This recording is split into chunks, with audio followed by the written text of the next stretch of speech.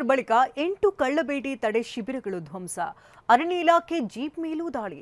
ಸತೀಶ್ ಜಾರಕಿಹೊಳಿ ಯತೀಂದ್ರ ಮಾತುಕತೆ ರಹಸ್ಯವೇನು? ಸಂತ್ರಸ್ತರ ಸೈಟ್ ಮತ್ತು ಮನೆ ಅನರ್ಹರಿಗೆ ಹಂಚಿಕೆಯಾಟ. ಈ ಸುದ್ದಿಗಳನ್ನು ನೋಡೋಣ ಸಮಗ್ರ ನ್ಯೂಸ್ ಟಾಪ್ನಲ್ಲಿ. ಅರಣ್ಯ ಸಿಬ್ಬಂದಿಯ ಗುಂಡೇಟಿಗೆ 3 ಬಲಿ ಪ್ರಕರಣಕ್ಕೆ ಸಂಬಂಧಪಟ್ಟಂತೆ ಕಾವೇರಿ ವನ್ಯಜೀವಿ ಧಾಮ ಅರಣ್ಯ ಅಧಿಕಾರಿಗಳಿಂದ ಮಾಧ್ಯಮ ಪ್ರಕಟಣೆ ಹೊರಡಿಸಿದೆ. ಎನ್ಕೌಂಟರ್ ಬಳಿಕ ಅರಣ್ಯ ಇಲಾಖೆ ವಸತಿ ಗೃಹ ವಾಹನಗಳೇ ಟಾರ್ಗೆಟ್ ಆಗಿದ್ದು, ಒಂದಲ್ಲ ಎರಡಲ್ಲ ಬರೋಬ್ಬರಿ 8 ಕಳ್ಳಬೇಟೆ ತಡೆ ಶಿಬಿರಗಳು ಧ್ವಂಸಗೊಳಿಸಲಾಗಿದೆಯಂತೆ.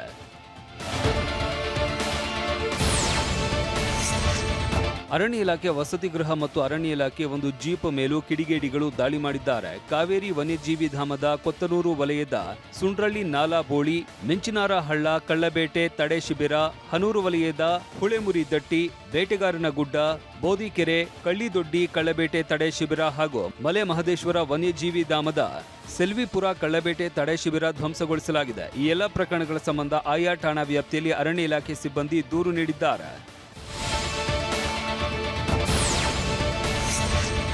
ಸಚಿವ ಸತೀಶ್ ಜಾರಕಿಹೊಳಿ ಮತ್ತು ಯತೀಂದ್ರ ಸಿದ್ದರಾಮಯ್ಯ ಭೇಟಿಯಾಗಿ ಮಾತುಕತೆ ನಡೆಸಿದ್ದಾರೆ. ಸತೀಶ್ ಜಾರಕಿಹೊಳಿ ಸರ್ಕಾರಿ ನಿವಾಸಕ್ಕೆ ಖುದ್ದಾಗಿ ಆಗಮಿಸಿದ ಯತೀಂದ್ರ ಕೆಲ ಕಾಲ ಚರ್ಚೆ ನಡೆಸಿದ್ರು. ಯತೀಂದ್ರ ಸಿದ್ದರಾಮಯ್ಯಗೆ ಶಾಸಕ ಅನಿಲ್ ಚಿಕ್ಕಮಾದು ಸಾಥ್ ನೀಡಿದ್ರು. ಸಿದ್ದರಾಮಯ್ಯ ಜೊತೆಗೆ ಸತೀಶ್ ಜಾರಕಿಹೊಳಿ ಮುನಿಸಿಕೊಂಡಿದ್ದರಿಂದ ಗೊಂದಲಕ್ಕೆ ತೆರೆ ಎಳೆಯುವುದಕ್ಕೆ ಯತೀಂದ್ರ ಮುಂದಾಗಿದ್ದಾರೆ.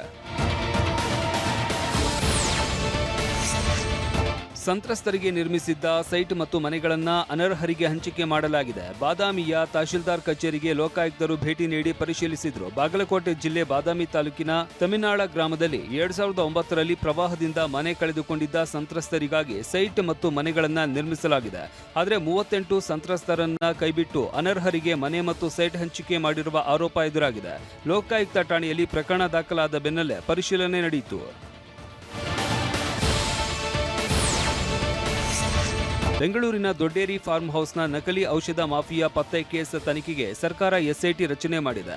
ಎಸ್ಐಟಿ ಅಧಿಕಾರಿ ಸಿ ವಂಶೀಕೃಷ್ಣ ನೇತೃತ್ವದಲ್ಲಿ ಎಸ್ಐಟಿ ರಚನೆ ಮಾಡಲಾಗಿದ್ದು, ಐಪಿಎಸ್ ಅಧಿಕಾರಿಗಳಾದ ಶಿವಪ್ರಕಾಶ್, ಲೋಕೇಶ್ ತಂಡದಲ್ಲಿ ಇದ್ದಾರೆ. ಹಾಗೆ ಸಹಾಯಕ ಔಷಧ ನಿಯಂತ್ರಕರಾದ ಮಂಜುನಾಥ ರೆಡ್ಡಿ, ನಮ್ರತಾ ಹಲ್ಲೂರು, ಔಷಧ ನಿರೀಕ್ಷಕರಾದ ನೇಹ ಮುರ್ಗಿ ಅವರನ್ನ ಎಸ್ಐಟಿ ತಂಡಕ್ಕೆ ನೇಮಿಸಲಾಗಿದೆ. ಸಮಗ್ರ ತನಿಖೆ ನಡೆಸುವಂತೆ ಸರ್ಕಾರ ಸೂಚನೆ ನೀಡಿದೆ. ಬೆಂಗಳೂರು ಹೊರವಲಯದ ದೊಡ್ಡೇರಿ ಫಾರ್ಮ್ ಹೌಸ್ನಲ್ಲಿ ಜೀವಾಮೃತ ಆಗಬೇಕಾಗಿದ್ದ ಔಷಧಗಳನ್ನು ನಕಲಿ ಮಾಡ್ತಾ ಇದ್ದ ದುಷ್ಟಕೋಟದ ಆರೋಪಿಗಳು ಇವರು. ಫಾರ್ಮ್ ಹೌಸ್ನಲ್ಲಿ ಕೆಲಸ ಮಾಡ್ತಾ ಇದ್ದ ಪ್ರಭುದೇವ್, ಫಾರ್ಮ್ ಹೌಸ್ನ ಉಸ್ತುವಾರಿ ನೋಡ್ಕೊಳ್ತಾ ಇದ್ದ ತೇಜಸ್, ನವೀನ್ ಹಾಗೂ ಔಷಧಿ ಸರಬರಾಜು ಮಾಡ್ತಾ ಇದ್ದ ವೆಂಕಟೇಶ್ನನ್ನ ಪೊಲೀಸರು ಬಂಧಿಸಿದ್ದಾರೆ. ಇವತ್ತು ಆರೋಪಿಗಳನ್ನ ಸ್ಥಳಕ್ಕೆ ಕರೆತಂದ ತಾವರೆಕೆರೆ ಪೊಲೀಸರು ಸ್ಥಳ ಮಹಜರು ಮಾಡಿದ್ರು. ದಂಧೆಯ ಪ್ರತಿ ಮಾಹಿತಿಯನ್ನು ಆರೋಪಿಗಳ ವಿವರಣೆ ಸಮೇತ ದಾಖಲಿಸಿಕೊಂಡ್ರು.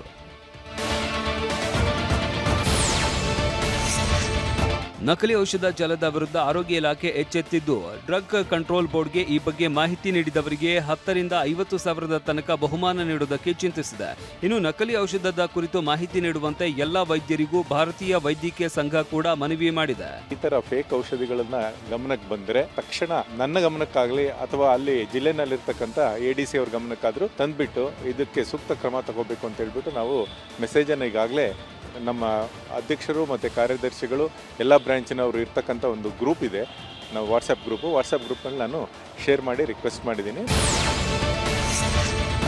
ಕೆಪಿಎಸ್ಸಿ ಕರ್ಮಕಾಂಡ ಬಗೆದಷ್ಟು ಬಯಲಾಗ್ತಾ ಇದೆ. ಪಶು ವೈದ್ಯಾಧಿಕಾರಿ ನೇಮಕಾತಿಯಲ್ಲಿ ನಡೆದಿರುವ ಅಕ್ರಮ ಬೆನ್ನಟ್ಟಿ ಇಡಿ ದಾಳಿ ನಡೆಸಿತ್ತು. ಈ ದಾಳಿ ಬಳಿಕ ಪರೀಕ್ಷೆಗೂ ಮೊದಲೇ ಪ್ರಶ್ನೆ ಪತ್ರಿಕೆ ಸೋರಿಕೆಯಾಗಿತ್ತು ಎಂಬ ಸ್ಫೋಟಕ ಸಂಗತಿ ರಿವೀಲ್ ಆಗಿದೆ.